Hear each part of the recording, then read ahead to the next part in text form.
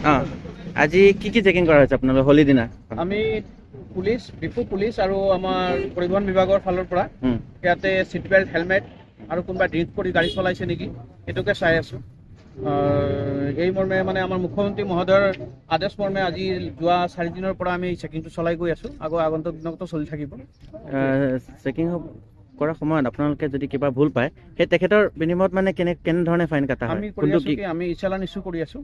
যদি seat belt নাথাকে তেতিয়া 1000 টকা, হেলমেট পৰিধান কৰি নাহে তাৰ 1000 টকা ফাইন কাটো। আৰু যদি কোনোবা ড্ৰিংক কৰি গাড়ী চলাই আহে তাৰ আমি লাইচেন্সখন চিজ কৰি লৈ যাওঁ। এইটো আকৌ আমাৰ অফিচৰ ফালৰ পৰা কোৰ্টত পঠাই দিয়া হয়। এতিয়া কোৰ্টৰ ফালৰ পৰা 10,000 ফাইন হয়। তাৰ লাইচেন্সটো ছাছপেনশ্যন কৰা হয়। গাড়ীৰ কাগজ পাতি কিবা RC এইবিলাক চেক কৰা হৈছে নেকি? আমি গোটেইকেইটাই চাই আছোঁ, ইঞ্চুৰেঞ্চ চাই আছোঁ, গাড়ীৰ কাগজ পাতি চাই আছোঁ, টেক্স দিছে নে নাই, কাৰণ আমাৰ মাৰ্চ ইয়াৰ এণ্ডিঙো আহিছে। আমি গোটেই গাড়ীকেইটাৰ কোনোবাই টেক্স ফেইল আছে নেকি এইটোকো চাই আছোঁ তাৰ মাজেৰে। কিন্তু আমি বিশেষকৈ এতিয়া চিট বেল্ট, হেলমেট আৰু 3জন কোনোবাই চলাইছে নি, কোনোবাই ড্ৰিংক কৰি চলাইছে নি এইটোকে আমি বেছি মানে জোৰদাৰ চেকিং চলাইছোঁ। আৰু ইয়াৰ পৰা জমা হোৱা টকাটো ক'ত যায়? সেইটো আপোনাৰ গভৰ্ণমেণ্টৰ ফাণ্ডত যায়, ট্ৰেজাৰীত জমা হয়। আমাৰতো অনলাইনে জমা হয়, আমাৰতো কেছলেছ। আৰু পুলিচে যদি কেছ ফাইনটো কাটে সিহঁতে ট্ৰেজাৰীত জমা কৰে।